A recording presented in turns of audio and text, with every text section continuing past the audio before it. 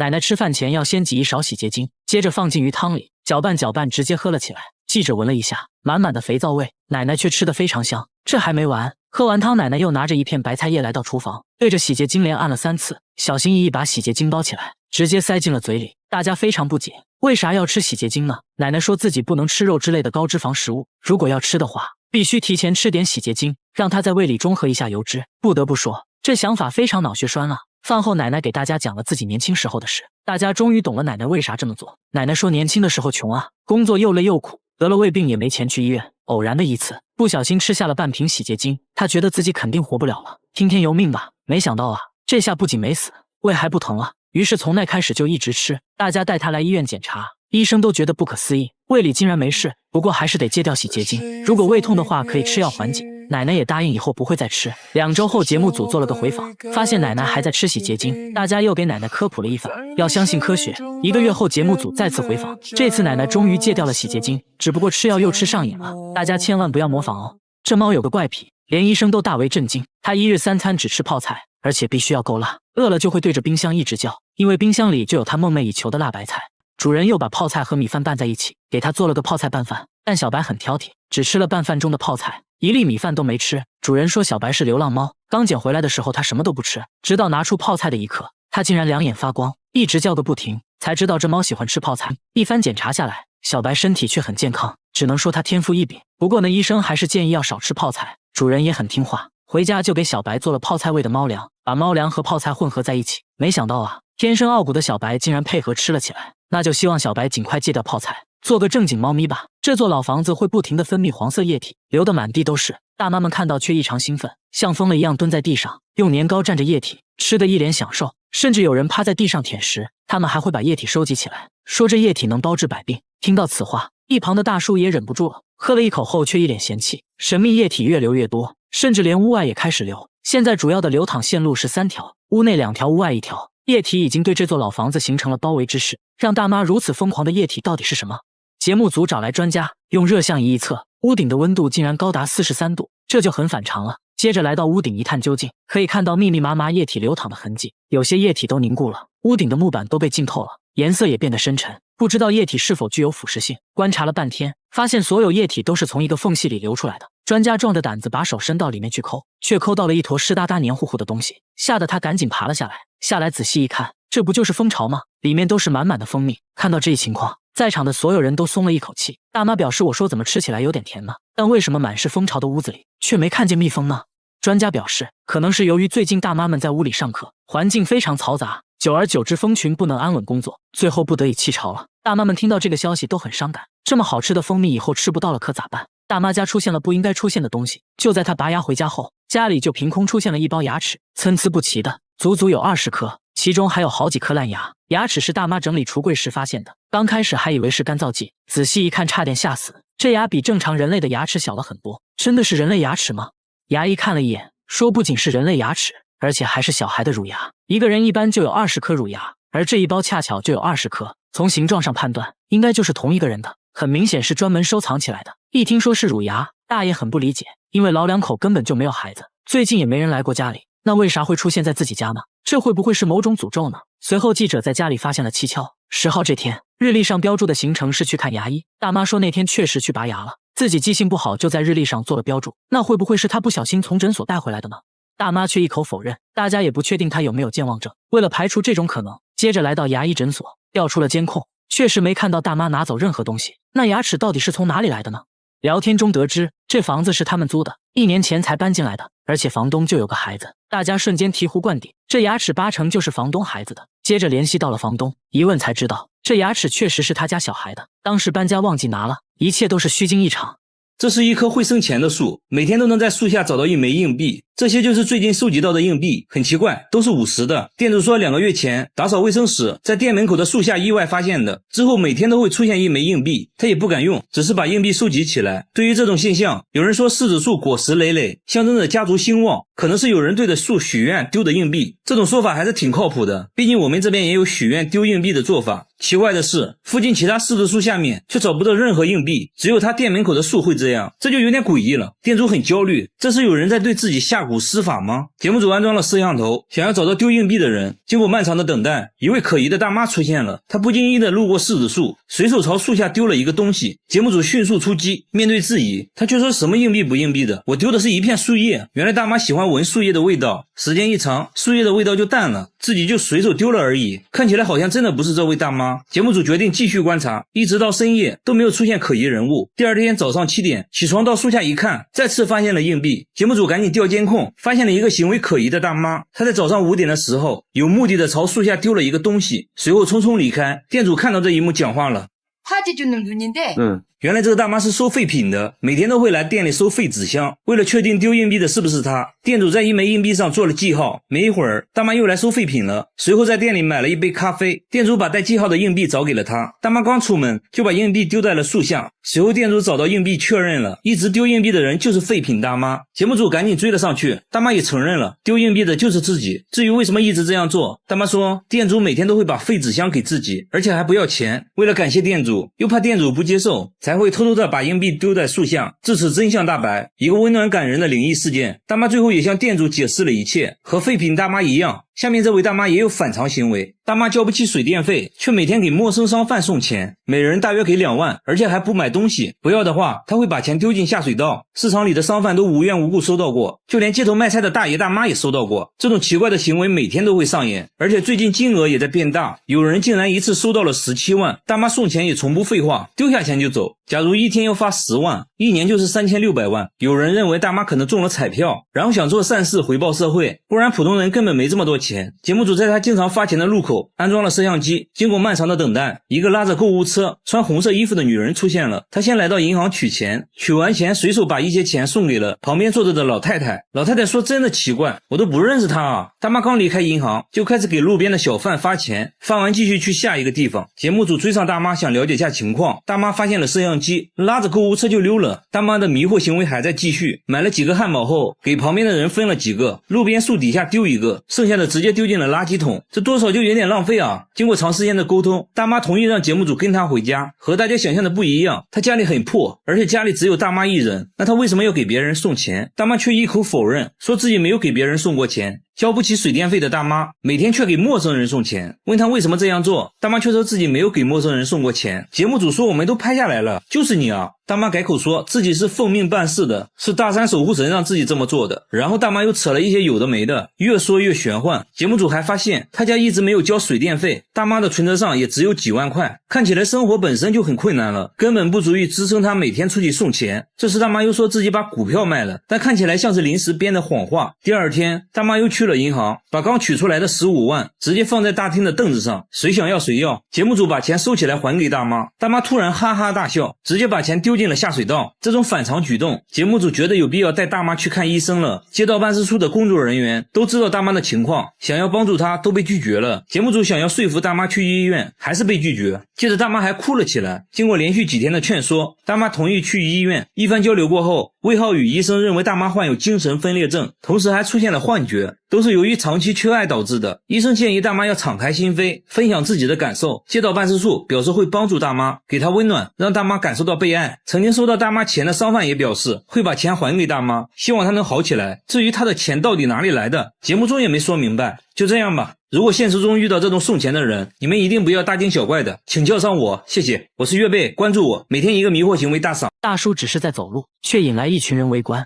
大家笑得合不拢嘴，都在看他的腿，他竟然在用手走路，还都是走的鹅卵石路面，这得有多疼啊。有人认为他可能双腿有残疾，不得不这么做。这时大叔却突然站了起来，可以看到手上都磨出了厚厚的老茧，还有未愈合的伤口，难道不疼吗？大叔轻蔑一笑，说自己都做了5年了，不仅不疼，做完还非常爽。不管是鹅卵石路面还是泥巴路面，大叔走的都很轻松，不论春夏秋冬都无法阻挡他用手走路。即使在公司，他午休的方式也很特别，倒立睡觉，甚至还打起了呼噜。为啥会痴迷于这样的锻炼方式呢？原来大叔之前得了严重的颈椎病，必须要做手术。然而那段时间自己生意失败，根本没钱看病，每天情绪低落，甚至得了抑郁症。处在绝望中的他，于是想通过运动来改善身体状况，让自己振作起来。这么一做就做了5年，慢慢的颈椎也不疼了。毕竟大叔是家里顶梁柱，妻子还是很担心他，带他来医院做了全面检查，果然颈椎恢复的不错。接着又给双手做了 CT， 因为有劳检作为护垫，长期倒立对手部关节并没有什么损伤。医生表示倒立运动对他恢复还是很有利的，可以坚持锻炼。听到这话，大叔更开心了，出了大门就一路用手走回了家。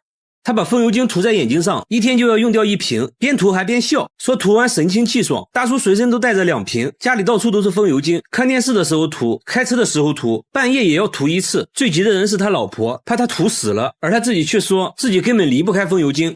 这又是为啥？他也不解释啊，反而变本加厉，觉得涂眼睛上不过瘾了，直接用风油精洗脸，看样子也不错，洗完精神抖擞。那他到底为啥要涂风油精？真的是奇怪。周围人也是看得一脸懵逼，真的不会疼吗？旁边的大叔决定试一试，结果直呼辣眼睛。这时他终于说出了涂风油精的原因。原来大叔之前眼睛受了伤，什么都看不清，偶然用了1次风油精，竟然能看清楚了。从那之后就离不开风油精了。但风油精真的有那么神奇的功效吗？医生猜测，在风油精的刺激下，大叔眼泪分泌旺盛，使得眼睛非常湿润，这可能是帮他看清楚的原因。但风油精对眼睛有非常大的伤害。经过检查，大叔的眼角膜确实受到了严重损伤，风油精没能治愈他，反而加重了病情，必须立即停止使用风油精，还给大叔拿了专门治疗眼睛的药物。所以说有病就要对症下药，不要相信偏方。和他比起来，下面这位尼姑更奇葩。他把洗衣液涂满全身，每天都要涂好几次，一天就要用掉3瓶。诵经累了就要往身上涂洗衣液，外面散步的时候要涂一涂，工作时也要涂，总之不允许身上有干燥的地方。就连洗澡都是用洗衣液，先往盆里倒入满满1瓶，蹲在盆里就洗了起来。洗衣液直接成了他的沐浴露，家里还存了上百箱的洗衣液。然而这仅仅只是1个月的量，他1年内用掉的洗衣液足够别人洗17年的衣服。更奇葩的是，他洗衣服呢却从来不用洗衣液，还说用洗衣液洗衣服就是浪费。节目组很担心他，而他自己却说正是洗衣液救了他的命。这又是为啥？原来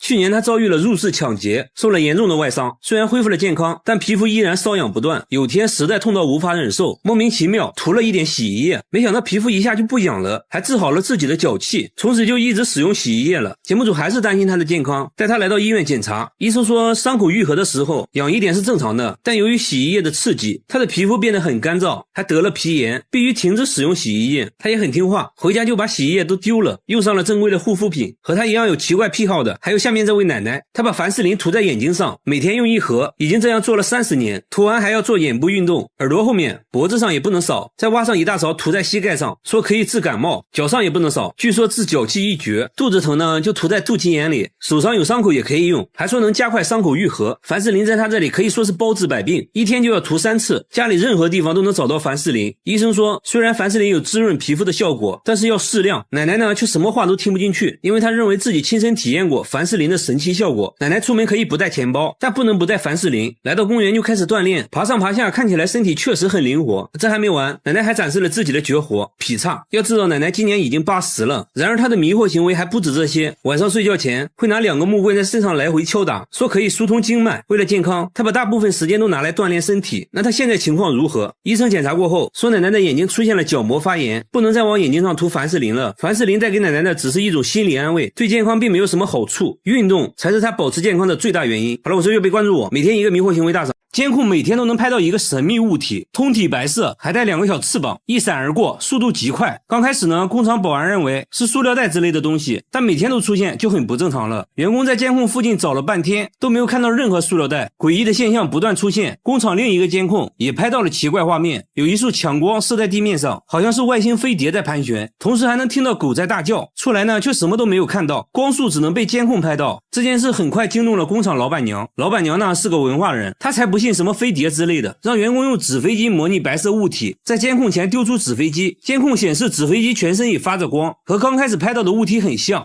这就对了嘛，之前的白色物体肯定也是个什么垃圾之类的。老板娘又让员工用强光手电模拟光束，虽然在监控上能看到强光手电形成的光晕，但是和之前稳定的光束完全不同，无论怎样模拟都达不到之前的光束效果。老板娘怀疑监控设备出了问题，找来监控售后人员检查了半天，售后却说设备一切正常。真的是奇怪。节目组又架起了多个摄像机，也拍到了神秘的光束。没办法了，请专家吧。专家左看右看，说这束光看起来和普通的光线不一样，光束很稳定，不会扩散，这是地球上的光源做不到的。难道真的是外星飞碟？专家左思右想也找不到合理的解释，还真成了未解之谜。同样遭遇怪异事件的还有下面这座寺庙。寺庙里的荒废电梯每晚都会传来诡异的哭声，声音是从这个缝隙里传出来的。电梯底下好像住着什么东西。师太说每次打坐念经的时候声音就会立马停止，这东西好像很害怕念经，关键这是佛门净地，怎么可能会有那种东西？师太心里还是有点怕，每晚都会安排人念经到天亮，这东西胆子也是越来越大。有一次师太吹口哨，他竟然还回应了起来。那会不会是小动物之类的？师太说下面全是水，不可能有动物能存活的。那这电梯下面到底是什么？节目组决定把相机伸到下面一探究竟，左看右看，除了一滩死水，里面啥都没有。接着又把相机伸到水下，还是一无所获。师太想吹口哨引起这东西的回应，这次未能如愿，里面还是静悄悄的，实在没办法了。节目组决定拆电梯，还把电梯里面的水都排空了。工作人员壮着胆子爬了下去，环顾四周没有看到任何生物。工作人员不放弃，继续翻找，突然一只树蛙跳了出来，难道声音就是他发出来的？专家再次听了下录音，还真是树蛙的叫声。之所以声音和平时蛙叫有差别，是因为它们正处在发情期而已。解决了寺庙的问题，下边的玩具又出现了新问题。这个玩具频频传来怪声，只要静静的听，就能听到滴答滴答的声音。他有次还看到女儿半夜跟玩具对话，这把他吓了一跳。女儿却表示自己很喜欢这个玩具，真的是奇怪，一个实木玩具怎么可能会叫？有时候主人气不过，用力敲两下，它又会稍微消停一会儿。不过凡事要讲科学，节目组用话筒录下了这个怪声音，找到了声音分析专家，对录下来的声波进行了波长分析。专家说声波间隔不一样，很明显是一种有生命的东西，应该是某种生物移动时产生的声音。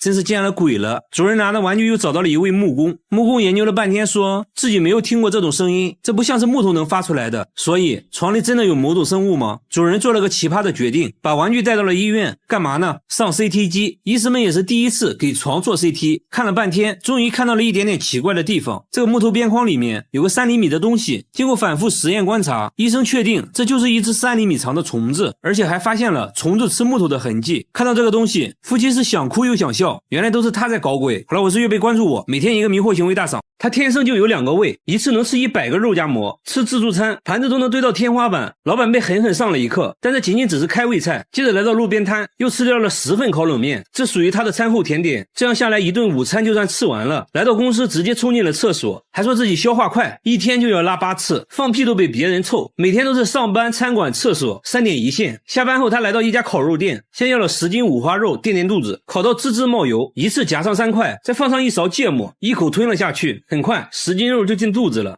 现在感觉有6分饱了。回家又做了1份辣酱拌饭，还加了1管芥末，说自己完全感觉不到辣。之所以这么能吃呢，是因为自己天生有2个胃。工作人员肯定不信啊，带他来到医院，医生也不信，从来没听说过有2个胃的人。接着给他做了胃镜检查，医生的表情逐渐严肃起来，看起来好像真的有2个胃。接着又推他照 CT， 观察他的消化过程。当他吃下东西，胃部很快凸出来一大块。医生说其实他没有2个胃，只是他长期暴饮暴食，胃被撑大了1倍而已。为了健康必须要控制饮食，小哥也表示会慢慢改变饮食习惯。之后他还做起了美食博主，给大家传递健康的饮食理念。和他一样，下面这个小哥从小就与众不同，他背上长了一颗巨大的黑痣，从脖子一直延续到后背，上面长满了毛发，又粗又硬。工作人员摸了摸，非常扎手。小哥说刚开始只是一个小黑点，慢慢的就长成了一大片，甚至腿上也长了大大小小的黑痣，走到哪都是别人议论的焦点，围观群众都看懵了。但小哥很大方，还主动让人摸摸看，满足他们的好奇心。小哥认为自己是独一无二的，不会刻意把黑痣隐藏起来，别人的指指点点小哥并不在意。然而小时候却不是这样的，上学时一直遭到同学的嘲笑，都说他是怪胎，还给他起了很多外号，这让他很自卑。老师一直鼓励他，既然无法改变现状，首先自己就要接纳不完美的自己，让内心充满正能量，不要在意别人异样的眼光。从那之后他会大方展示自己的与众不同。妈妈说之前家里穷啊，没钱给儿子看病，错过了最佳治疗时间。不过呢，节目组就是大气，直接带小哥来到大医院，医生检查了半天，说因为黑痣一直在生长，现在要先确定黑痣是否病变。接着一番全面检查，医生给出的结论是可以慢慢的逐步去除黑痣。听到这话，小哥对生活更加充满希望。我觉得小哥是很值得我们学习的，保持乐观的心态最重要。然而下面这家人更神奇，他全身没有骨头，把手按在凳子上，他可以围着凳子转圈，正常人手臂只能转200度左右，他却能转360度，还说一点都不疼，圆规画圆都不用倒手，一气呵成，洗碗也变得很方便，还上过节目，主持人都看懵了。然而他其他部位却非常僵硬，脚踝能转动的幅度很小，把腿绷直，双手也够不到地面，他觉得自己手臂没有关节，所以才能旋转360度。为了搞清楚怎么回事，节目组带他来医院做了全面检查，医生说他的肩关节和肘关节活动范围比正常人要大，骨头并没有什么问题，而且这种技能好像还遗传，他女儿也能360度转动啊！不仅如此，他弟弟也有过人之处，弟弟天生就有个长舌头，足足有10厘米，舌头轻轻松松可以舔到鼻子，如果借助外力的话，甚至能够碰到眼睛。和朋友一对比，比朋友的舌头长2倍，吃酸奶都比别人吃得干净，酸奶底部被舔得干干净净，狗见了都流泪。那为什么会有这么长的舌头？医生检查过后说，一方面是有遗传原因，另一方面经过他长期训练，舌头附近的肌肉很发达，能很好的控制舌头，经过测量足足有10厘米，好像已经打破了世界纪录，真是奇奇怪怪的一家人。好了，我是岳贝，关注我，每天一个迷惑行为大赏，大家只要看到别人摸肚子，他就会打嗝。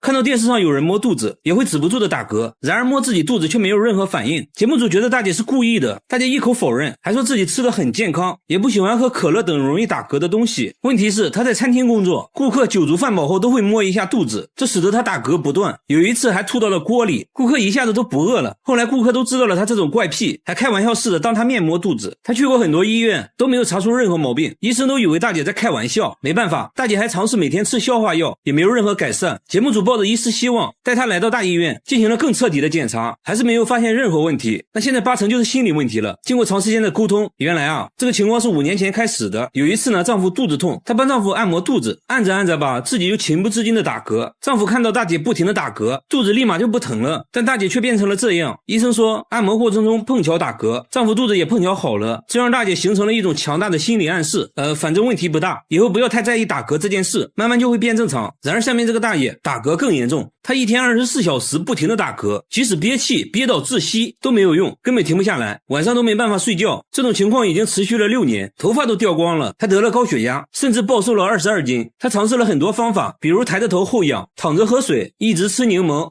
都无济于事。有时候实在忍不了了，她会拿出一根木棍捅到喉咙里催吐，这样会让她好受一些。去过很多医院，也没有找到具体原因。大叔说这种情况是6年前开始的，当时母亲刚去世，自己受到了很大打击，甚至患上了抑郁症，打嗝就从那时开始了。为了帮助他，大家带他来到大医院，经过内窥镜仔细检查，除了有一点胃炎外，看起来确实没什么问题。然后又推他去照 CT， 片子呢看了半天，终于发现了问题，脑膜中有一部分变得很大，压迫到了中枢神经，进而刺激到了横膈膜，才使得横膈膜异常收缩，导致不断打嗝。变大的这一部分，医生猜测可能是肿瘤之类的，但应该是良性的，有一种药物可以抑制它的生长。大叔的病是可以治好的。听到这个消息，大叔激动的哭了起来。1个月后，大叔向节目组打来电话，说自己已经6天没有打嗝了，解决了大叔的问题。下面这个大叔又遇到了同样的问题，大叔一天要喝20瓶可乐，一口气就能干1瓶，家里摆满了各种可乐。然而喝可乐的原因竟然是为了治疗打嗝。大叔饱受打嗝困扰8年了，随时随地都会打嗝，一旦开始就不会停止，必须要喝可乐打嗝才会停止，但过不了多长时间又会重新打嗝，他必须不停的喝可乐，就连吃饭都没办法正常吞咽，刚吃2口就要去厕所吐掉，营养不良，暴瘦了几十斤。大叔尝试了很多方法，妻子会趁他不注意猛拍后背，捏鼻子憋气，还尝试过喝醋，一番测试下来，结果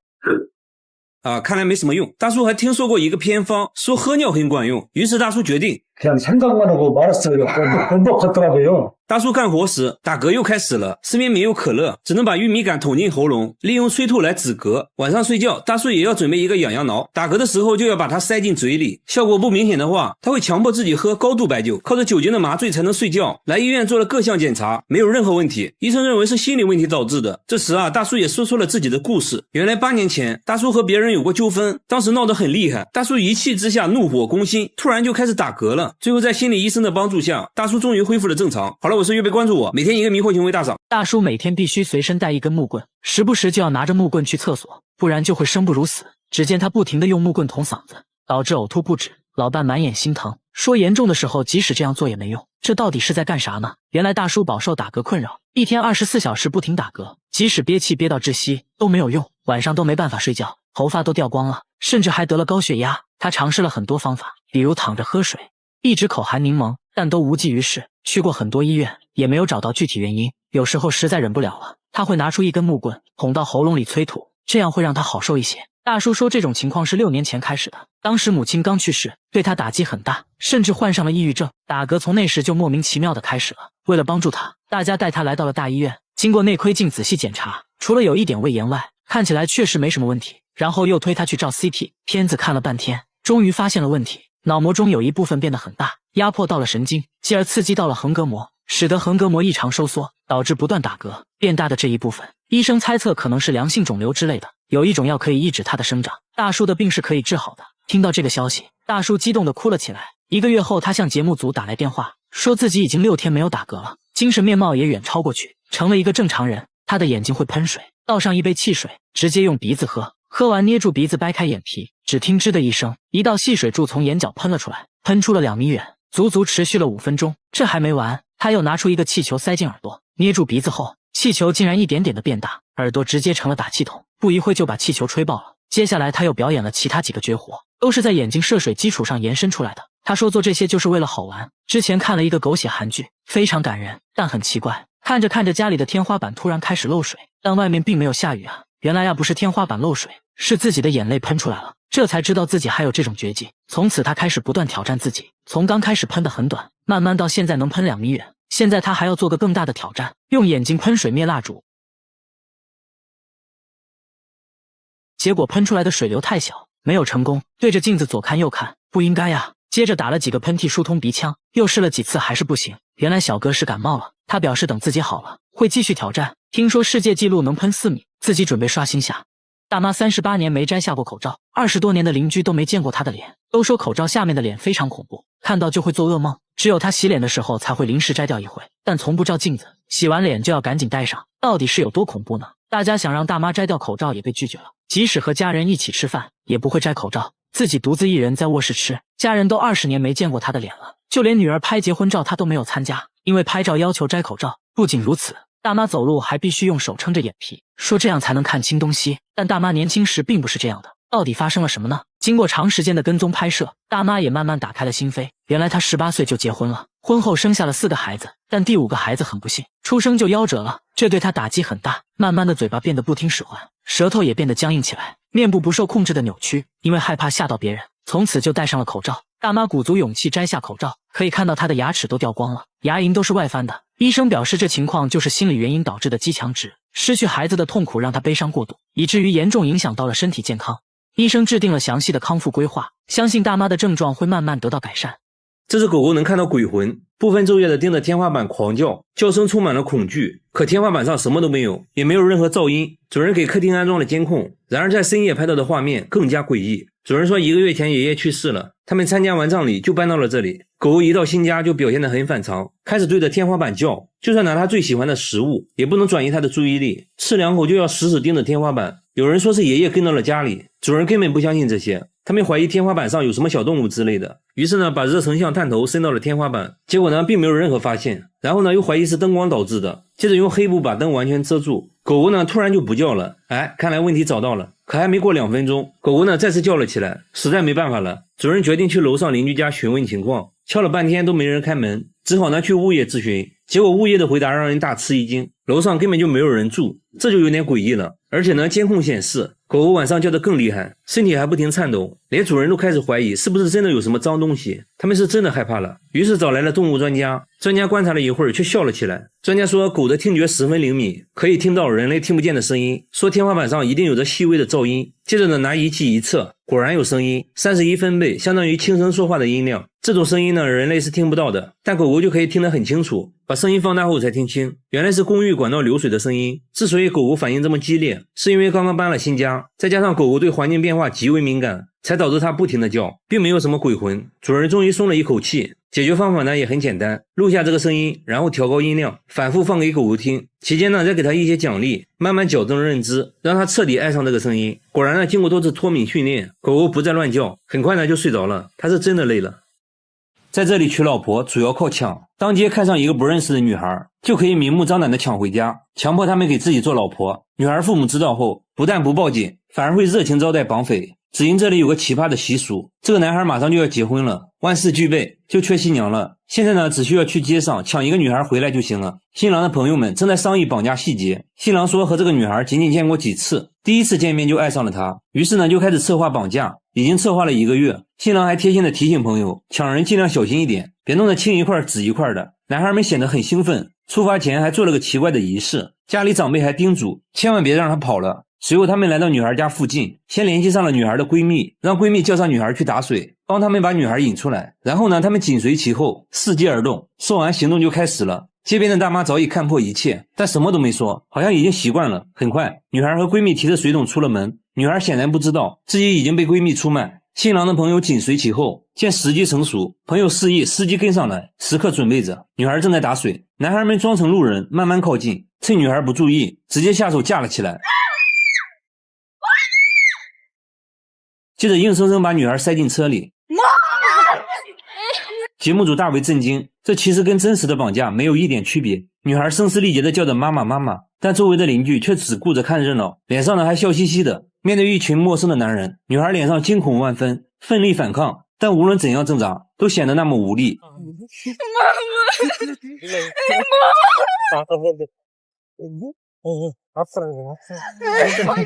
男孩们却笑着安慰女孩，说早晚都得结婚，和谁结不是结啊？这个穿白衬衫的就是新郎，他一言不发，但内心早已乐开了花。很快他们就回到了新郎家，家里早已聚集了亲朋好友，大家一片欢声笑语，都在等待新娘下车。女孩死死把住车门，但还是被男人狠狠拖下了车，像拖一件货物一样，看着无比绝望。拖进婚房后，男人们的任务就完成了，剩下的就交给新郎的七大姑八大姨了。女性长辈的任务是说服女孩同意结婚，他们把女孩团团围住，轮番规劝，安慰女孩以后会幸福的。说着呢，还强行给女孩戴上头巾，这意味着女孩即将变成已婚妇女。女孩一心只想回家，哭声里充满了绝望。长辈们也不着急，整个说服过程可能会持续几个小时，甚至几天，会把女孩一直软禁在这里，直到同意结婚为止。经过长时间的规劝，女孩呢稍微平静了一些，还接受了长辈们给的食物，看起来已经妥协了。接下来就要去搞定女孩父母，男方呢带上一只羊作为彩礼，直接就出发去女孩家。大概的流程就是来到女孩家先道歉啊，对不起，我们绑架了你的女儿，现在呢马上就要结婚了，所以呢来跟你说一声。他们在门外等了好久，女儿父亲终于开了门，显然已经知道了怎么回事，表情看起来很平静，不仅收下了礼物，甚至呢还热情款待了他们。女孩的奶奶说，没想到我是最后一个知道孙女要结婚的。女孩的妈妈则表示，虽然感觉失去了一些东西，但还是很开心的，相当于自己多了一个儿子，还说自己就是被女孩父亲绑架来的。聊天过程中才知道，女孩还在上学，看得出来这里的人都已经接受了这种抢亲传统，都认为这种抢亲是很神圣的。最后呢，为了孩子们的幸福，两家人举杯庆祝。从第二天开始，女孩就要承担起照顾家庭的责任，忙前忙后，照顾男方一大家子。记者看得很迷惑，感觉像是男方家里新来了一个保姆一样。但新娘呢，并没有任何埋怨，已经默默接受了这一切。在吉尔吉斯斯坦，绑架新娘是一种传统的结婚方式，这里将近一半的妻子都是抢来的，但其实也发生过很多女孩因为绑架后自杀的情况。当地也有很多人抗议这种陋习，但无济于事，女孩们完全没有选择权，不知道这是不是女孩的悲哀。大叔每次开车必须要带上一包白色粉末，等红绿灯就赶紧拿出来舔两口，说这东西能救命。吃饭时大叔只是喝了一碗汤，所有人都不可思议地看着他，因为他往汤里加了满满1勺的白色粉末，米饭上也加了2勺，吃得津津有味。酒足饭饱喝点水，水里竟然也加了1勺。话说这到底是啥味道呢？大叔表示非常美味，同事决定尝一下，一口下去差点被送走，才知道这粉末原来是味精。同事觉得他有病，怎么会有人喜欢喝味精水呢？大叔一脸傲娇，说那是38年前的一个夜晚，自己喝醉后原本想去厨房弄一杯糖水，结果迷迷糊糊中错把味精当成了白糖，没想到却打开了味觉新世界，彻底爱上了这种味道，每天都要吃200克，38年来一共吃掉2774公斤。大叔说自己不仅没事，反而还更有精神了，味精甚至还救了自己的命。此话怎讲？原来他患有一种叫做布尔格氏的罕见疾病，为了控制病情，他不得不截肢了手指。很多得这个病的人过不了多久就会死，而自己20年来却没有事。他认为是味精救了自己，控制了病情恶化，但真的是这样吗？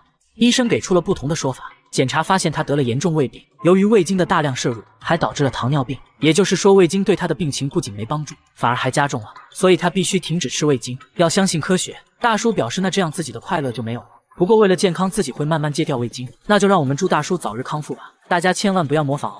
他上班要随身带着一管绿色调料，没事就赶紧拿出了舔两口，说这东西能让自己变强壮。喝水也要挤上一管，摇一摇就变成了绿色的，接着一口闷了。吃饭时他只是在海苔上放了一勺这东西，朋友们却都避之不及，都不想吃，那只好自己吃了。看起来呢非常美味，很快老板又端上来一碟，才知道这东西原来就是芥末。老板说现在只要看见他来店里，就要提前准备芥末。说话间，他在生鱼片上又放了满满一勺芥末，整个吞了下去，眼睛都没眨一下，说完全没有感觉。朋友觉得这可能是假芥末，决定尝一下，这也没什么呀，然后就这样了。喝汤的自然也少不了芥末，那小魏挠一下就上来了，米饭也要来上满满一管，再加点配菜，一份绿油油的芥末拌饭就做好了，吃的那叫一个干净，狗见了都流泪。再后来呢，他吃的越来越离谱，直接在生肉上面抹芥末，说口感就好像冰淇淋一样。朋友听说他喜欢吃生肉，还特意准备了生鸡肉，大叔也不客气，挤上芥末直接送入口中。大叔该不会是有什么大病吧？果然，医生说他的嗅觉功能比普通人低 20%， 所以他对于辛辣不敏感，而且还发现他有严重的胃溃疡，再吃下去的话就只能准备吃血了。大家千万不要模仿哦。大叔出门要先泡一杯薄荷味的牙膏水，杯子里挤入满满一管牙膏，加水搅拌一下，端起杯子一口就给干了，剩下的渣渣也不放过，搅拌一下又干了，一杯不过瘾，接着又泡了一杯。出门跟朋友聚餐去了，别人喝酒，他就喝牙膏水，喝完还必须啧一下，真是好喝又不上头。菜上也要挤入半管牙膏，直接当成了沙拉酱。那小魏的一下就上来了，他甚至连汤汁都要喝掉。牙膏在他手上除了不刷牙以外，什么都能做。洗澡就把牙膏当成沐浴露，而且必须要用薄荷味的，把牙膏涂满全身后，还要做个日光浴促进吸收，最后又挤了半管牙膏洗头。这一套下来就用光了3支牙膏。大叔却表示自己已经很省了。至于为啥要吃牙膏，大叔解释说自己曾患有哮喘，他认为新鲜的薄荷牙膏会帮助他康复。不得不说没文化是真可怕，这怎么可能管用呢？没想到啊，还真康复了。从那以后，他开始收藏牙膏，各种品牌各种口味的应有尽有。但是他真的康复了吗？医生给出了不同的说法，牙膏中的化学成分已经严重损伤了他的喉咙，皮肤状况也非常差。大叔之所以感觉良好，都是因为薄荷味牙膏带来的清爽错觉而已。现在必须停止吃牙膏，要相信科学，大家千万不要模仿哦。每天睡觉前，奶奶都要在被窝放一罐可乐，而且必须是常温的，说这样做是为了保命。衣橱里也全是一罐罐可乐。奶奶说生病了可以不吃药，但不能不喝可乐，喝完精神抖擞，神清气爽。对她来说，可乐是万能的，随时随地都要喝。织毛衣的时候来一罐，唱歌累了来一罐，就这样每天10罐，喝了40年，足足喝掉了15万罐可乐。这可把老伴累到不行，每天回家都要带上2屉可乐。奶奶喝可乐有个特点，开盖后必须一口闷，然后满意的打个嗝，这就是她最享受的时刻，而且只喝常温的，说只有常温的喝完才会打嗝，因此可乐都会放在被子里保温。记者拿出一罐冰可乐给她，结果喝完奶奶连连摇头，还真就没打嗝。奶奶认为可乐就是灵丹妙药，和闺蜜聚餐还劝患有糖尿病的闺蜜喝一罐，闺蜜听得一脸无奈。至于为啥喝可乐，奶奶说都是因为家庭的原因，反正就是喝完可乐就会带给自己无穷的力量。可以说可乐给她的生活带来了一丝安慰。按照惯例，大家还是带奶奶来做了全身检查，发现她的12指肠出现了溃疡，很多溃疡面都在反复发作。听到这个消息，奶奶不禁担忧起来，以为是万能药的可乐竟然一直在伤害自己。医生表示不用过于担心，只要戒掉可乐就会慢慢好起来。所以说有病就得好好吃药，要相信科学。小伙在大叔脸上闻了又闻，甚至连医生也忍不住闻了起来。只因大叔体味实在奇葩，他干活要随身带一瓶酱油，受伤后直接就用酱油涂抹，说可以消菌杀毒防止感染。等红灯的时候，他又掏出了酱油，拿棉签蘸上酱油就开始掏耳朵，眼屎也要拿蘸过酱油的棉签清理。回家后只见他厕所里也摆满了各种酱油，甚至还有料酒。大叔说自己是干性皮肤，每天都要仔细护肤，挤点乳液，再倒点酱油混合在一起，就可以往脸上涂了，甚至连脖子都要抹均匀，拍打促进吸收。瞬间整个厕所都弥漫着一股难以言说的味道。这还没完，他又用酱油兑水，直接拿鼻子喝了起来，说是可以清洁鼻腔。你还别说，这么一套下来，大叔整个人都变得很有精神。大叔还偷偷告诉记者一个护肤秘诀，那就是白天要用生抽，晚上用老抽，这样保湿效果最好。真有这么神奇吗？小伙决定尝试一下，把乳液和酱油混合在一起，按照大叔的手法涂在了脸上。看得出来他很后悔。可奇怪的是，一个用了10年酱油的人，却从来不吃酱油，这又是为啥呢？大叔表示自己有糖尿病，所以不能吃太咸，而且糖尿病发作时，皮肤都会开裂。小时候看到父亲都是用酱油来涂抹伤口，自己也就学着在伤口上抹酱油。没想到啊，效果还不错，伤口很快就愈合了。从那以后就开始一直使用。但还有一个原因，大叔没有明说，那就是因为自己长期使用酱油，浑身散发出浓烈味道。就是因为这个味道还找到了老伴。老伴非常迷恋这种体味，但大家千万不要模仿哦。最后还有个问题，往身上涂酱油真的没伤害吗？检查发现，大叔的皮肤状况竟比同龄人要好很多。医生说酱油中确实含有很多有益元素，就比如抗氧化剂和乳酸，长期使用的话，确实对皮肤有一定好处，但还是建议少用，毕竟味道不是很好闻。这种护肤方式好不好不知道，反正我感觉挺入味的。大妈端着刚熬好的牛骨汤进了厕所，直接用骨汤洗脸。她说必须要用熬了12小时的牛骨汤，这样对皮肤才好。更夸张的还在后面，洗完脸后，她竟把生牛肉当面膜，整张脸贴满了新鲜牛肉，血水还不停往下滴，用完也不浪费，直接吃掉。最急的人是她妹妹，认为姐姐38岁的年纪看起来像18岁，容易引来非议，而且由于常年吃生肉，去医院检查发现身体还发生了一个奇怪的变化，但她并不在意，反而还让记者也试一试，拿出新鲜牛肉就往记者脸上涂，边涂边问记者敢不敢动，完事还让记者尝一口。记者含着生肉，迟迟不敢往下咽，因为每天吃新鲜牛肉开销太大，他没事就要去餐厅打工，这样还可以顺便吃点餐桌上的剩肉。老板看到也不敢说什么。下班后他来到海鲜市场，这又要干啥呢？只见他选了一条鱼，简单处理了一下，抱起来就啃，不一会整条鱼只剩下了骨头。但这样生吃真的健康吗？大家带他来到医院，结果在肠道里竟然发现了一条长达1米的绦虫。医生及时为他进行了驱虫，还告诫他为了健康不能继续生吃了，大家千万不要模仿哦。他吃面包要提前准备2包纸巾，因为他一吃东西就会流泪，怕大家不信，他直接吃起了热狗，一口下肚，果然眼泪刷刷的下来了，就跟演戏一样，而且越好吃流的越多。吃米饭不会流泪，吃炸鸡就会流，这都成了一种指标。公司聚餐都会让他先吃，根据流泪情况判断食物是否美味。更奇葩的是，小哥吃东西只有左眼会流泪，而伤心想哭的时候就换成了右眼流泪，2只眼睛分工明确，你就说神不神奇吧。据他妈妈说，他从出生就这样，2只眼睛很少有同时流泪的情况，如果有的话，那就是一边在伤心一边在吃东西，2只眼睛就都会流泪了。反正医院也去了，都没发现什么问题。医生认为是属于神经类的问题，接着在他眼睛上贴了2张试纸，再让他吃下2块糖果，紧接着试纸就湿了。试纸显示他眼睛流出来的其实是口水。医生说这是一种叫做鳄鱼眼泪的疾病，是由于面神经麻痹，唾液神经和泪腺交织在了一起。确切的说，眼睛流出来的应该是口水，但对健康没太大影响，可以不用管它，只是有点恶心而已。小哥本人觉得这还挺好的，可以成为聚会的谈资，供大家一乐也不错。他从不买菜，天天却有吃不完的蘑菇，他却怕到不行，因为自从搬进新房后，房子竟然开始长黑色蘑菇，一天就能长高半米，到了晚上还会化成一滩黑水，看着非常瘆人。拔掉后隔天就会重新冒出来，还越长越多，业主直接被吓哭了。把地板拆开才发现，情况比想象的还可怕。蘑菇就长在卫生间墙角，大概1个月前，墙角第一次长出蘑菇，当时他也没在意，直接拔掉了。但没过几天，这种长相古怪的蘑菇再次冒了出来，而且越来越多，直到最近这次，一下子竟然长出了7、8朵。甚至其他地方也开始长，卫生间吊顶上尤其严重。蘑菇白天是白色的，一旦到了晚上就变黑，还流出黑色液体，看着实在诡异。他找来物业处理，把地板拆开后发现，下面不仅异常潮湿，而且黑黢黢的一片。研究了半天也没找到具体原因，但可以确定的是，卫生间防水没做好，有明显的渗水现象。接连4次长出蘑菇，还一次比一次多，自己住着实在不舒坦。王女士找到开发商要求退房，开发商却一口咬定是王女士自己的问题，死活就是不给退。实在没办法了，他找来了节目组。现在当务之急是先确定这蘑菇有没有毒。于是记者找到了菌类专家，才知道原来这种蘑菇叫做墨汁鬼伞。专家表示，虽然名字听起来有些惊悚，但蘑菇是可以吃，不过要在幼嫩的时候才可以，但最好不要喝酒，否则会出现中毒现象。不过专家强调，只要是野生类的蘑菇，他都不建议食用。至于他家为何会接连长蘑菇，专家猜测木地板上应该有很多的孢子，孢子呢就相当于蘑菇的种子，再加上地板潮湿，刚好温度和湿度都比较适合，于是就重新萌发生长了。要彻底解决王女士的心理负担，就要彻底解决墙角长蘑菇的事。专家建议，第一就要对地板进行更换和清理，第二要保持屋内干燥和通风。在记者的帮助下，他再次联系上了开发商，对方表示会彻底进行清理。目前呢已经对卫生间墙角进行了整改，原有的地板已经拆掉了，地基也进行了清理，之后会重新做卫生间的防水，相信问题可以得到解决。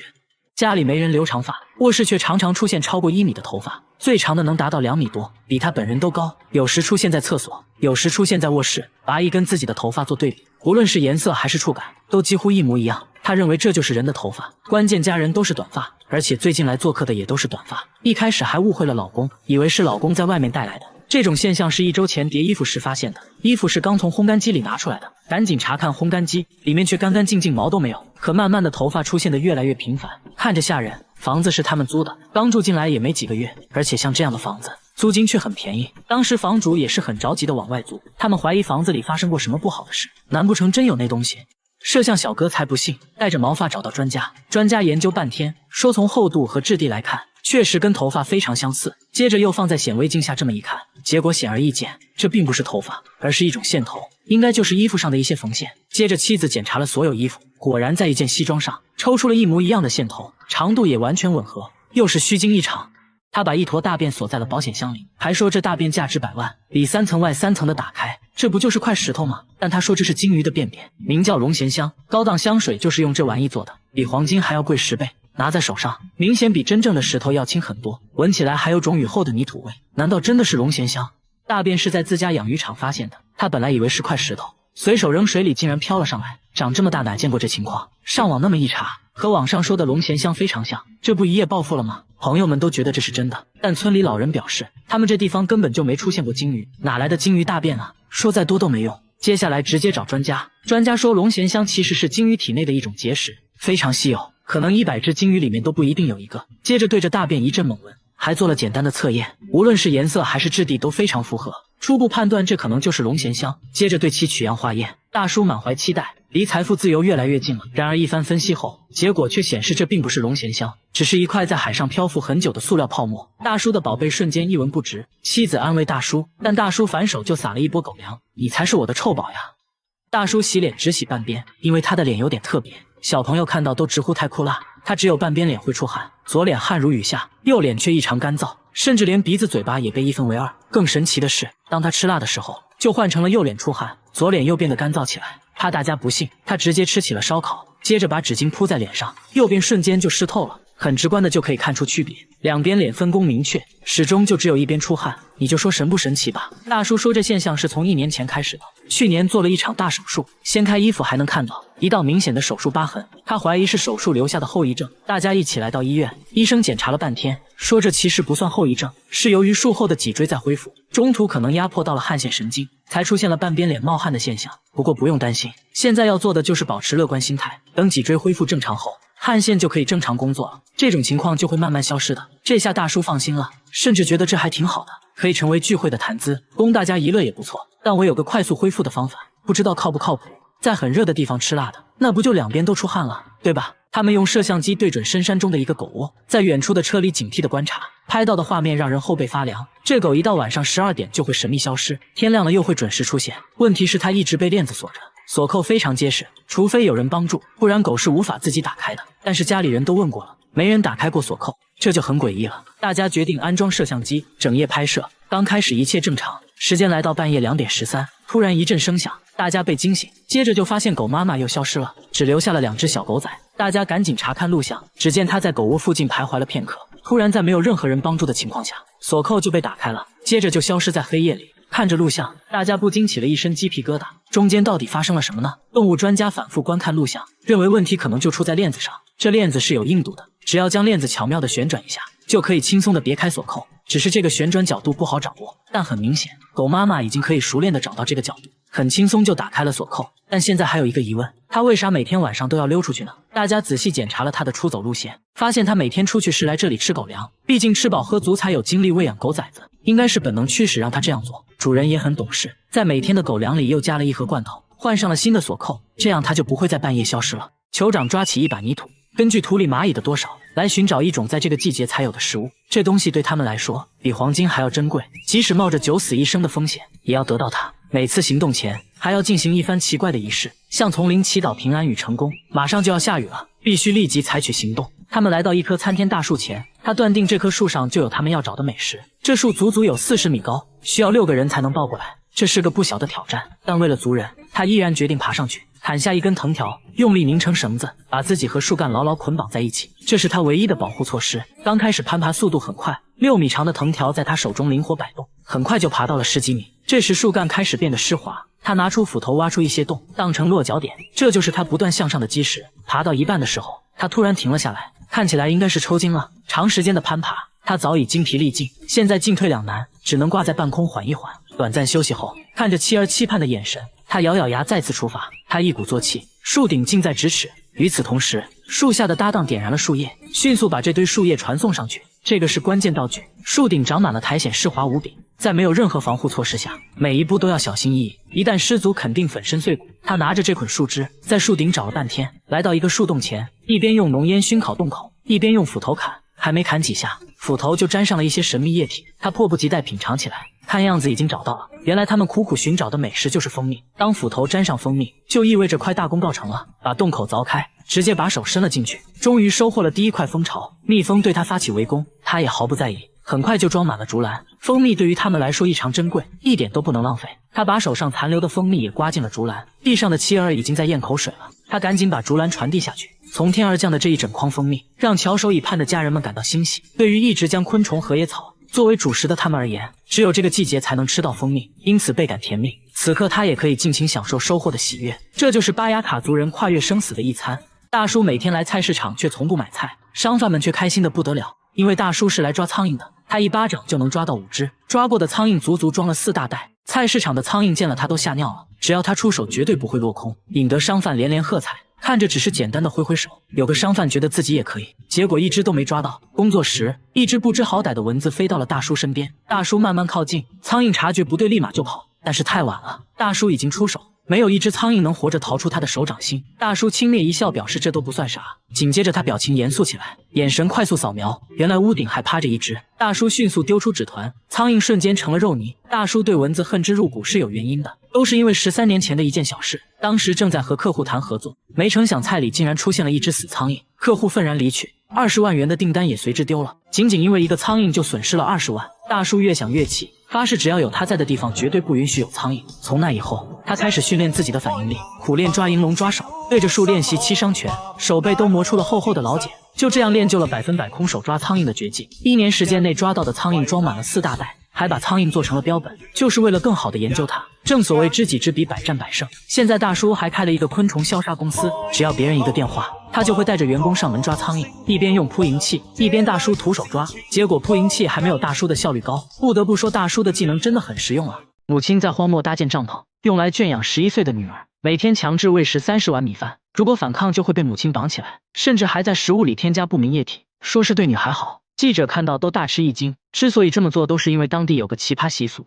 以胖为美。这里大部分地区都很穷，女孩基本在15岁之前就结婚了，女儿尽快出嫁，意味着少一张嘴来养活，而且只有胖女孩才能嫁出去。虽然这个女孩才11岁，连她都觉得自己就应该快速长胖，赶紧嫁出去，这才是对家庭做贡献。母亲会专门搭建一个帐篷圈养女孩，他们的口号是管住腿张开嘴，目的就是长膘。她现在体重78斤，喂养结束后要达到160斤才算合格，整个过程一般需要持续好几个月。每天早上要先喝1盆加糖的骆驼奶，再吃掺了黄油的玉米糊。女孩需要2个小时内把所有的食物吃掉，大约摄入3000卡路里，相当于10碗米饭的热量。这仅仅只是早餐。记者翻开杂志，让女孩们了解其他国家美的标准。女孩看到苗条的模特都觉得不好看，说女人应该有肚子才好看，她们都坚持认为男人喜欢胖的。记者找到当地男人求证，男人说妻子越胖，在自己心中的地位越高。接着男人还对记者的身材评论了一番，说记者只是徒有虚表，身材不太行。很快到了午餐时间，这顿饭他们需要再摄入4000卡路里，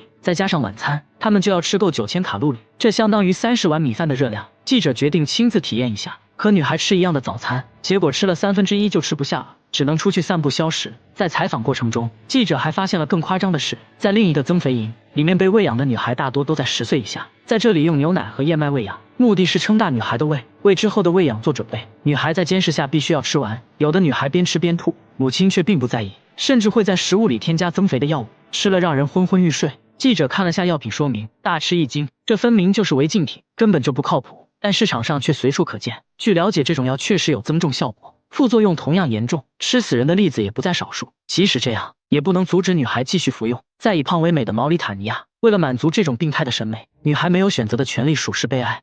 大叔天天擦玻璃，却怎么都擦不干净，也不是爱干净，是因为最近换了窗户后，玻璃上就凭空出现了一个奇怪纹路，纹路非常清晰，看着就像一个巨大的指纹，怎么擦都擦不掉。即使换了窗户，这指纹仍会重新出现，因为大叔的房子在深山里，难不成真的有什么不明生物偷偷留下的吗？装个监控看看吧。一夜过去了，怪物没出现，却出现了更怪的事，指纹凭空消失了。大叔却并不惊讶，说之前也发生过这种情况，只要是晴天，指纹就会消失，反之阴天指纹就会很明显。大叔说再等等吧。来到傍晚，这指纹果然准时出现。有人怀疑是傍晚室内外温差变大，从而在玻璃上出现的冷凝现象，但这东西根本擦不掉，而且只出现在这一块窗户上，所以不可能是冷凝现象。那现在怎么办呢？大家去找卖家咨询，卖家说了一些有的没的，一副不耐烦的表情。最后说可能是厂家用吸盘搬运玻璃中留下的痕迹。大家又来到玻璃厂家，果然就看到了这种搬运玻璃的专用吸盘，吸盘也确实会在玻璃上留下痕迹，但这种痕迹是能擦掉的，跟大叔家的根本不一样。就在大家一筹莫展之际，瑕疵品玻璃的存放方式引起了大家的注意，上面出现的纹路和家里指纹不能说是很像，只能说是一模一样。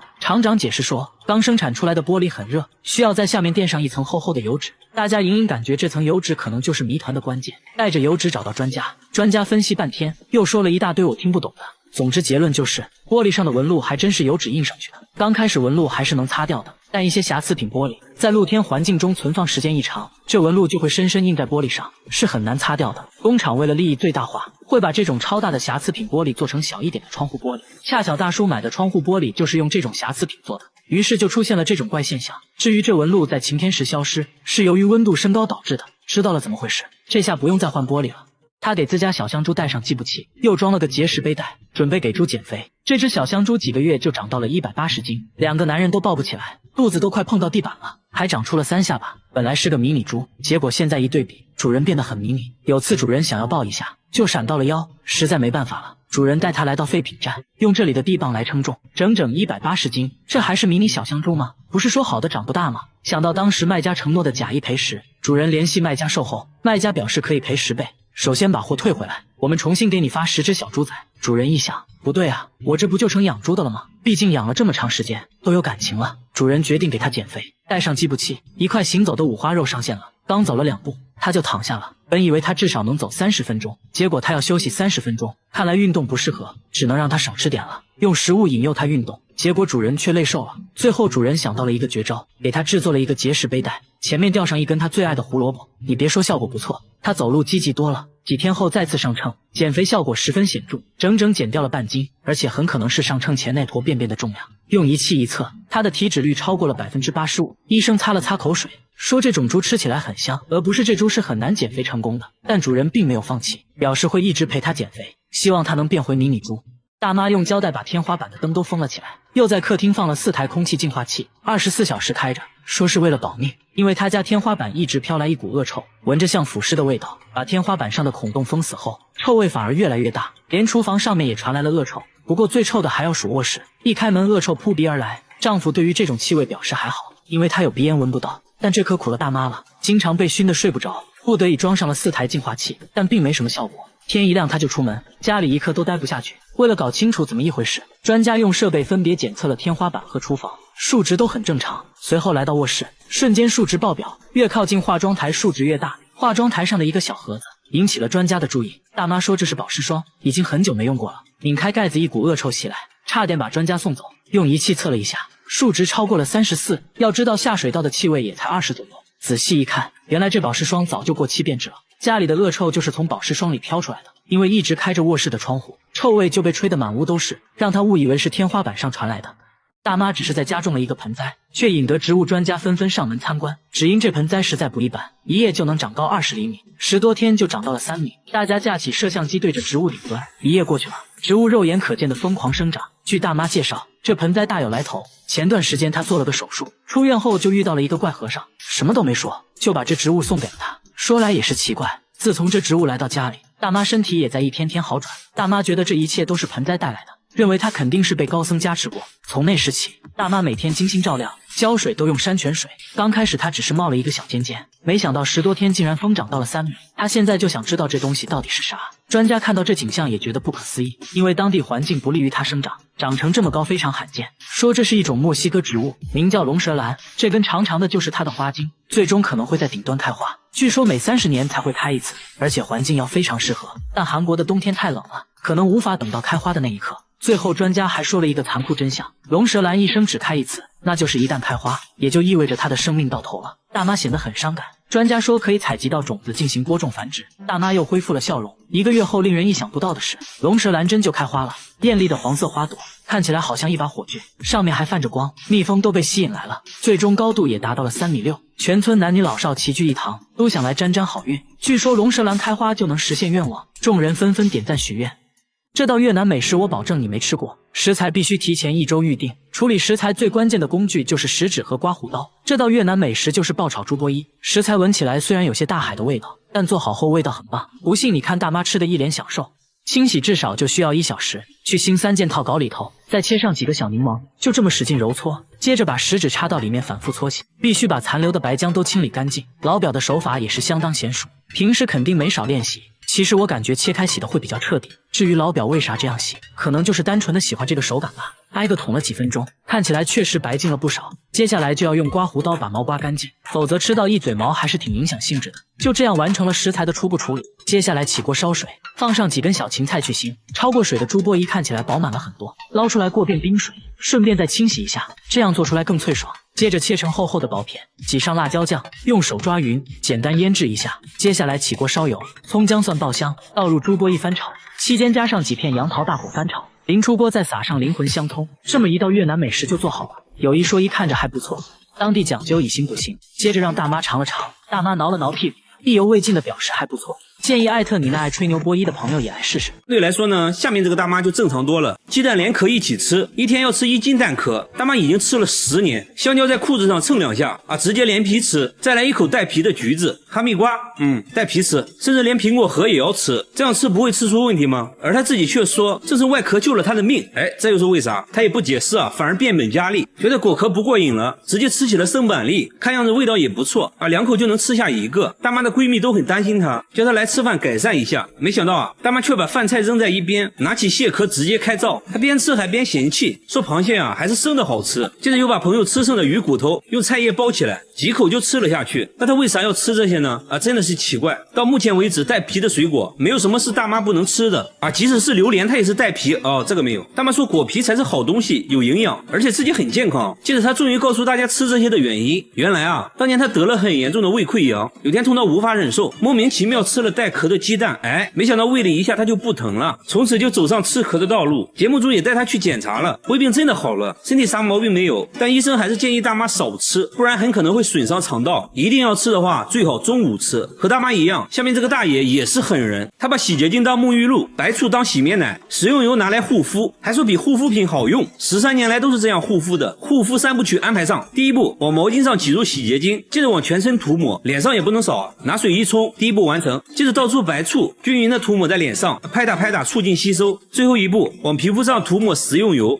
保湿又美白。他说白天要用玉米油，晚上用花生油，这样保湿效果最好。工作人员摸了摸，果然很光滑。这样一套下来的话，就可以上烧烤炉了。不仅如此，大爷刷牙也要用白醋，说可以消菌杀毒，口气都变得清新了呢。至于牙膏嘛，有别的用处。只见他往手上挤入半管薄荷味牙膏，接着就开始洗头了。你别说，泡沫还挺丰富的。大爷说这样洗完清爽自然，工作时也要随身带着白醋，没事就要拿出来涂一涂。看电视也不能闲着，连妻子都不能理解大爷的奇葩操作，直接把妻子熏走了。为了达到更好的保湿效果，他还会用食用油自制面膜。不得不说皮肤看着细腻了很多，医生也没有检查出任何问题。由于大爷年龄大了，如果继续这样操作的话，皮肤可能会恶化。这种护肤方式好不好不知道，反正我感觉挺入味的。好了，我是月贝，关注我，每天一个迷惑行为大赏。婴儿车被包了起来，里面时不时传来怪叫，没有人知道婴儿车里面是什么。大妈整天推着婴儿车流浪，晚上就睡在公共厕所，这样生活了10年。问他为啥不回家，他却说家里有个怪东西会隐身，就算在外面冻死也不敢回去。即使在外面，他依然觉得有什么东西在跟着自己，警惕地看着四周。白天他又毫无目的的流浪，拿出一盒猫罐头开始吃，还往婴儿车里放了一点，这才看清楚，原来婴儿车里面还有一只猫。经过一番沟通，大妈同意带我们去家里，他家门上安装了5把锁，里面还有一道防盗门，进来后要赶紧用一个柜子挡住，屋里窗帘紧闭，没有一丝光亮，并把所有家当都放在了衣橱里，甚至包括电饭煲。节目组安装了摄像机，想要拍到大妈说的那个怪东西，然而一夜过去并没有任何发现，却发现大妈行为举止很反常。只见她半夜好像听到了什么，惊慌的来回走动，还时不时跪在地上，嘴里一直念叨着什么。节目组很疑惑，大妈神秘的指了指天花板，说你难道听不到声音吗？那个怪东西就躲在天花板上呢。但工作人员并没有听到任何奇怪的声音。节目组叔觉得这一切都是大妈想象出来的，他到底发生了什么事啊？经过长时间的沟通，他决定去医院。一番交流下来，医生说他患有妄想症和精神分裂，必须尽快吃药治疗。原来啊，之前他妈妈生了一场大病，因为没钱治疗嘛，很快就去世了。没过多长时间，父亲也去世了。他感觉自己没有保护好父母，从那时起，内心充满了愧疚。只有在人多的大街上，才能避免内心的孤独。只要在房子里，就会产生屋里有别人的幻觉。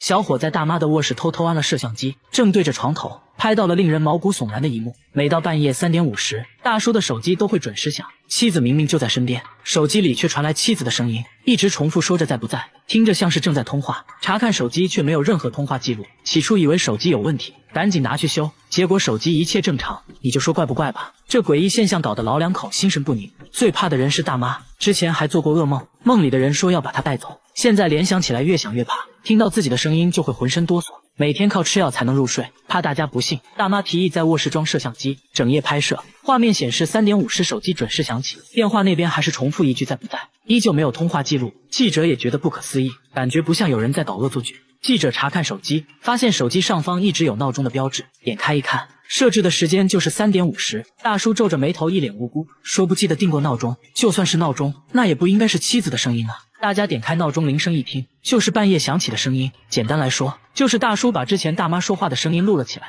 阴差阳错就设置成了闹钟铃声，一切都是误操作而已。大叔为了健康，每天往膝盖钉钉子，5厘米长的钉子被他硬生生敲进了膝盖，接着用拔罐器对着伤口抽血。问他为什么要折磨自己，他却说自己在享受，每当感到疲倦时，就会从身上抽血，抽完立马感到异常轻松，下班了抽一管，睡觉前也要抽一管，就这样做了10年。老婆看到他在后背钉钉子，直接吓到腿软，怕他钉死了，说他有次放血过多，都站不起来了，为此还在家休养了3个月。然而他却并不在意，现在反而变本加厉，觉得在腿上放血不过瘾，直接开始往头上钉钉子，这导致他大量脱发。他却感觉自己年轻了20岁，更坚信放血疗法对自己有用。然而医生听说后都懵了，说他的想法和方式都是错的。不仅如此，如果钉子损伤了神经，有可能导致瘫痪，而且检查发现他血液里的各项指标都很正常，他根本就没病。下面就没啥好说的了，进行心理治疗吧。沟通下来才知道，大叔曾经患有严重的抑郁症，吃过很多的药。再后来他觉得自己体内药物残留严重超标，认为自己的血不干净，才想着用拔罐器抽血来放毒。不过还好，大叔最后意识到自己的危险行为，回家就把拔罐器砸了。之后的日子里，他用运动代替了放血疗法，生活步入正轨。大家千万不要模仿哦。他们用胶带把大姐的眼睛遮了起来，接着让大姐做数学题。他们只是想求证一件事，因为这大姐说自己有3只眼，即使遮住双眼，仍然可以看东西。说着就要展示自己的绝技，戴上特制的眼罩开始读报纸，结果还真一字不差地读了下来。而且大姐还上过电视，被多家媒体报道过。难道真的有特异功能？大家决定换一种测试方法，先在角落偷偷画了几个图形，然后让大姐照着画出来。没想到还真难不倒她，众人都叹为观止。大姐表示自己这属于第6感，能感受到周围磁场的细微变化，平时在家都蒙眼打扫卫生，就是为了不断训练第6感。不过呢，凡事要讲科学，毕竟眼罩是大姐自己准备的，说不定里面就有猫腻。于是节目组现场制作了一个眼罩，又用胶带把她双眼遮起来，现在完全看不到任何光线。那先来到计算题吧。计算过程中，大姐表现得很奇怪，她始终侧着身子，不停转头，好像在寻找一个合适的角度。她解释说要用一侧的鼻孔感受数字。这时大家开始怀疑她的真实性，随后想到一个绝对不会作弊的方法，直接把黑色胶带贴在眼睛上，这样就没有任何缝隙了。那么好，测试继续，在距离她3米的位置举起扑克牌，让大姐猜手上拿的是什么。这时大姐突然开始发功，一阵手舞足蹈后，什么都没猜出来。大姐却要求休息片刻，说能量用完了。只见她不停地大口吹气，片刻后就看到胶带被她偷偷吹出来一条缝隙。接着大姐表示可以开始了。为了防止她透过缝隙偷看，记者把扑克又举高了一些。大姐仰着头又是一阵比划，说记者拿的是一张小卡片。随即记者偷偷丢掉扑克，比了个数字3。这下他通过缝隙也没看清楚到底是数字几，随便说了个数字4。知道自己回答错误后，大姐突然说自己头好痛，第6感能量已经耗尽，今天已经看不见任何东西了。随后匆匆离开了现场。这就没啥好说的了，根本就没有什么特异功能，省流，骗子。他只是简单吃个炸酱面。所有人都惊讶地看着他，大家都觉得他有病，因为他往面里加了一大勺白糖，又甜又咸的口感让他流连忘返。大爷还一本正经地表示，炸酱面就应该是甜的才好吃，说加白糖是为了健康，这是什么鬼道理？大爷在村里很出名，出门前必须在兜里装几10块糖，见人第一件事就是分享糖果，自己的嘴巴永远不会闲着，随时随地来一颗。他说每天都要吃60颗，可以说除了睡觉就是吃糖，但糖果只能算是开胃菜而已。又到饭点了，大爷打开了糖罐子，把满满一勺白糖加在米饭里，做了个白糖拌饭。这个我觉得还是能接受的。然而接下来的操作就比较奇葩了，他连泡菜都要蘸糖吃，这谁受得了？说来也是奇怪，每天吃这么多糖，大爷身体却很健康，从不吃糖的妻子却得了糖尿病，真是造化弄人啊。饭后大爷还得来一杯咖啡消消食，里面又加了8勺糖，搅拌搅拌一饮而尽。就这种喝法，他每天都要喝5杯，算下来1周就要吃掉6斤白糖，这属实已经在人体承受范围之外了。妻子一直想不通，应该是老伴得糖尿病才对啊，造化真是弄人了。话说这样吃糖牙齿能受得了吗？大爷轻蔑一笑，说自己的牙早就掉光了，10年前就用上了假牙，反正不是自己的牙，想怎么吃就怎么吃，嘿嘿。大爷说之所以吃糖都是为了健康，原来30年前他的身体出现了问题，不得不戒掉了烟酒，于是找到了糖果作为替代品。好消息是身体慢慢恢复了健康，坏消息是吃上瘾了。大爷说自己吃了这么多糖，不仅没事反而还更有精神了，尽管已经80岁了，身体却很健康，血糖也查了，心电图也看了，还真没有任何问题，也没有的糖尿病，就是血压有点高，总体看来还是糖果影响的。医生说如果能减少糖的摄入量，身体会更健康。不过这建议大爷并不接受，说自己都80了，活不了几年了，该吃吃该喝喝，自己开心最重要。说完拨块糖放嘴里，潇洒地离开了医院。这猫有个怪癖，连医生都大为震惊，它1日3餐只吃泡菜，而且必须要够辣，饿了就会对着冰箱一直叫，因为冰箱里就有它梦寐以求的辣白菜。主人受不了了，从冰箱拿出了一片泡菜，小白闻了闻，几口就吃完了，看起来一片泡菜根本不够吃。主人又把泡菜和米饭拌在一起，给他做了个泡菜拌饭，但小白很挑剔，只吃了拌饭中的泡菜，1粒米饭都没吃。主人说小白是流浪猫，刚捡回来的时候他什么都不吃，直到拿出泡菜的一刻，他竟然两眼发光，一直叫个不停，才知道这猫喜欢吃泡菜。我们都知道韩国人喜欢吃泡菜，难道韩国的猫也都喜欢吃泡菜吗？随后节目组做了个实验，分别准备了4种食物。现在第1只猫登场了，只见它来回闻了闻，毫不犹豫地选择了猫粮。第2只猫闻了闻泡菜，看起来味道不错呀，然后就选择了旁边的鱼罐头。接着1只3个月大的猫咪上场了，它直接就奔向了猫粮。你看连3个月大的猫咪都知道，猫就应该吃猫粮吗？最后到小白出场了，他都没看一眼猫粮以及鱼罐头，对着泡菜就开始干饭。主人觉得泡菜太辣，吃多了不好，于是把泡菜洗完再给小白吃，结果小白闻了一下连连后腿。小白心想，洗过的泡菜能叫泡菜吗？随后竟离家出走了。等发现他的时候，他正在垃圾堆里吃泡菜，吃得满嘴通红。小白为啥对泡菜这么情有独钟呢？该不会有什么毛病吧？主人带他来到宠物医院，医生听完也大为震惊。一番检查下来，小白身体却很健康，只能说他天赋异禀。不过呢，医生还是建议要少吃泡菜。主人也很听话，回家就给小白做了泡菜味的猫粮，把猫粮和泡菜混合在一起。没想到啊，天生傲骨的小白竟然配合吃了起来。那就希望小白尽快戒掉泡菜，做个正经猫咪吧。大叔每次做饭要先洗一盆碎玻璃，洗完再加上几勺白糖，直接就端上了餐桌，放着一桌菜不吃，他却只想吃玻璃。老婆怕他吃死了，想让大叔吃一块玻璃就上一口菜，但大叔根本不听，玻璃直接成了他的主食。一天吃的玻璃可以填满2个啤酒杯，现在还越来越离谱，上班都要带着满满1杯玻璃碴子，没事就赶紧拿出来吃一块，走到哪都带着。下班后就去玻璃店挑选零食，挑挑拣拣弄了一大袋，回家还要根据口味给他们分类，不同厚度的玻璃吃起来口感也不一样。医院的点滴瓶是他的最爱，吃起来酥脆有嚼劲，灯泡吃起来就差一点，不过呢也很爽口。记者忍不住问他，到底为啥要吃玻璃呢？没想到大叔却反问起了记者，那你为什么要吃饭？为什么要喝酒？为什么要抽烟？喊咖喱嘛，这个嚼一口非常香。这把记者看得一愣一愣的。大叔你冷静点啊喂！来到晚上，大叔去聚餐，他只是端起了空酒杯，所有人都不可思议地看着他，因为他直接把酒杯给吃了。老板说每次他来吃饭，饭店酒杯就会少好几个。酒足饭饱后，大叔也终于说出了吃玻璃的原因，都是因为20年前的那件小事。当年大叔还是个初入职场的毛头小伙子，刚签了一个大合同，正在陪客户吃饭，由于自己不能喝酒，被客户一番羞辱，说他不爷们。这话伤了大叔的自尊，一气之下吃起了酒杯，就这样一吃还吃上瘾了。现在大家都想知道他身体真的健康吗？没想到啊，大叔却在医生面前表演起了吃玻璃，医生直接吓得不敢看，啥也别说了，直接上仪器检查吧。检查发现大叔其实有肠道问题，医生说大概率就是吃玻璃导致的，虽然目前看起来问题不大，但还是要停止这种行为，否则会导致肠梗阻，大家千万不要模仿哦。大妈家出现了不应该出现的东西，就在她拔牙回家后，家里就凭空出现了一包牙齿，参差不齐的，足足有20颗，其中还有好几颗烂牙。牙齿是大妈整理橱柜时发现的，刚开始还以为是干燥剂，仔细一看差点吓死，这牙比正常人类的牙齿小了很多，真的是人类牙齿吗？牙医看了一眼，说不仅是人类牙齿，而且还是小孩的乳牙。一个人一般就有20颗乳牙，而这一包恰巧就有20颗。从形状上判断，应该就是同一个人的，很明显是专门收藏起来的。一听说是乳牙，大爷很不理解，因为老两口根本就没有孩子，最近也没人来过家里，那为啥会出现在自己家呢？这会不会是某种诅咒呢？随后记者在家里发现了蹊跷。10号这天，日历上标注的行程是去看牙医。大妈说那天确实去拔牙了，自己记性不好，就在日历上做了标注。那会不会是她不小心从诊所带回来的呢？大妈却一口否认，大家也不确定她有没有健忘症。为了排除这种可能，接着来到牙医诊所，调出了监控，确实没看到大妈拿走任何东西。那牙齿到底是从哪里来的呢？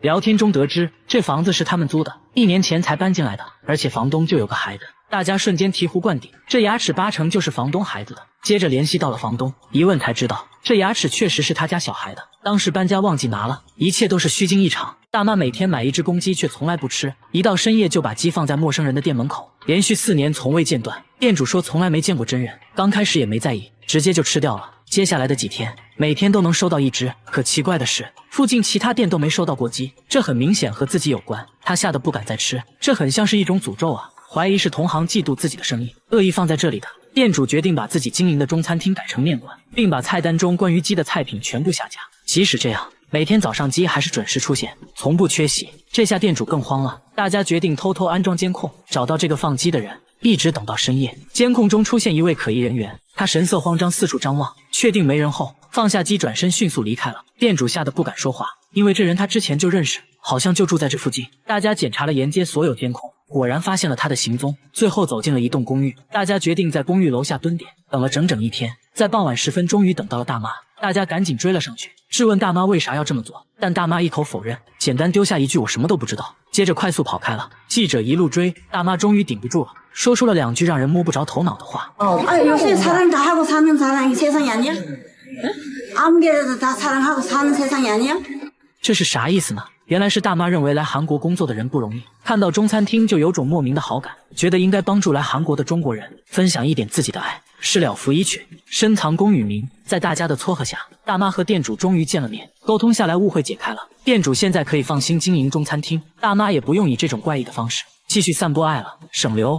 我觉得像剧本。小伙在大叔脸上闻了又闻，甚至连医生也忍不住闻了起来，只因大叔体味实在奇葩，他干活要随身带1瓶酱油。这还没完，他又用酱油兑水，直接拿鼻子喝了起来，说是可以清洁鼻腔。你还别说，这么一套下来，大叔整个人都变得很有精神，确实对皮肤有一定好处，但还是建议少用，毕竟味道不是很好闻。这种护肤方式好不好不知道，反正我感觉挺入味的。这个和尚每天都去照相馆，表面看着道貌岸然的，实际上是专门来打印美女照片的。大姐生孩子不去医院，却来到了按摩店，让技师疯狂按压肚子，因为这肚子里的东西实在太怪，怀了3天就要生了，这是怎么回事呢？就在3天前，她因为胃痛来医院，没成想却检测出了婴儿的心跳声，原来她并不是胃痛，而是马上要生了。大姐直接懵掉了，才知道自己早就怀孕了。比大姐还震惊的是她丈夫，由于工作原因，夫妻俩已经分居7个月了，现在你说你怀孕要生了，这要怎么解释呢？丈夫甚至怀疑她外面有人了，不过医生给出了解释，说大姐也是怀胎10月来着，只是她不知道而已。大姐说虽然肚子确实大了一点，她就单纯的以为自己胖了，还特意去做了减肥按摩，就是专门按肚子的那种。就算是这样，那肯定有一些怀孕的症状吧，就比如例假肯定没有了吧。大姐说例假确实一直没来，但自己这方面一直不规律，所以也没在意。不得不说，大姐心是真大。后知后觉的大姐非常自责，只希望孩子能平平安安的。不过意外还是出现了，生产过程中脐带缠住了宝宝的脖子，情况十分危急。好在经过几个小时的手术，最终大姐顺利生产。孩子有个这样的妈，能活下来还真是个奇迹。狗狗趁老婆怀孕，每天偷偷出门干坏事，主人好奇的给它带上摄像机，谁都想不到拍到的画面简直不忍直视。小白每天早上都会准时出门，直到第2天才屁颠屁颠的回来，看着满脸疲惫，身上也脏兮兮的。面对主人的训斥，它直接闭上了眼睛。主人很好奇它这一天都干了什么，于是在它脖子上挎了个摄像机，主动放它出去。等它回来后，大家已经迫不及待的想看看到底拍到了什么。只见他一出门就奔向了屋后小树林，一路翻山越岭，来到一户人家，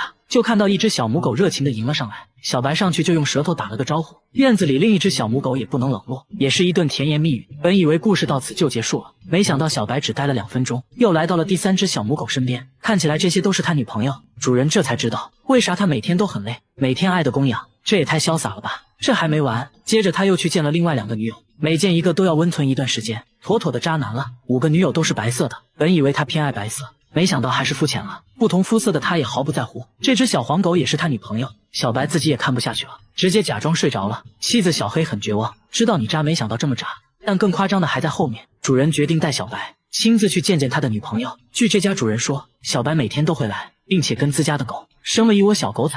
不仅如此，小白在其他地方的孩子更多，只要他去过的地方都有他的孩子。没想到在回家的路上，小白又看上了一只小黑狗，但主人这次可不惯着他，强行带回了家。主人决心让小白做个好老公，禁止他外出，好好和老婆在一起。为了营造气氛，主人还给他们搭建了婚房，让他们重新培养感情。小白显得很沮丧，他的快乐没有了。大妈去看中医，大夫直接让他掀起衣服躺床上，用红外线灯照肚子，但大妈的肚子并没有病，有病的是她的嘴巴，一天24小时都要张着嘴，一旦闭上就会不停打嗝，憋气都不好使，完全不受控制，差不多每分钟就要打20个，连续打嗝让她呕吐不止，严重时还会吐胆汁，就连吃饭都无法正常吞咽，吃2口就要去厕所吐掉，整夜无法安心睡觉。医院也去看过了，都找不到病因，甚至有医生以为他在开玩笑。没办法，大妈只能尝试每天吃消化药，但没有任何改善。抱着最后一丝希望，大家带她来看中医，一番望闻问切后，对大妈进行了红外线照射。就这样操作下来，奇迹发生了，大妈停止了打嗝，甚至还小睡了一会。大夫说这就是典型的焦虑症，压力过大导致的。那到底是啥压力呢？这时大妈缓缓说出了自己的故事，由于疫情原因无法工作，只能一直吃老本，而且理财投资也亏得一毛不剩。一气之下，焦虑抑郁涌上心头，刚开始只是心率过快，慢慢就变成了不停打嗝。不过呢，最后在中医的帮助下，他终于恢复了正常。看来还是中医牛啊！大叔每次开车都要先去趟墓地，也并不是他想去，而是导航每天带他去。明明前面就到家了，导航却要求掉头。那行吧，节目组决定跟着导航看看究竟。一伙人步行来到导航目的地，结果目的地就是一座坟墓。大叔倒也不慌，说这是自己母亲的坟墓，1年前去世的。不过这事还是蹊跷的很，从村子的地图上看，坟墓距离家的位置很近，会不会是导航本身出了问题呢？大家找到维修师傅检查，并没有发现导航有任何问题。大家又测试了其他牌子的导航，结果都导航到了坟墓，导航没有问题，那就很有可能是信号问题。毕竟家在山沟里，信号肯定不太好。专家也说信号不好的话，导航结果会有1公里左右的偏差。为了验证这个说法，大家导航了村里其他地址，结果都准确无误的到达。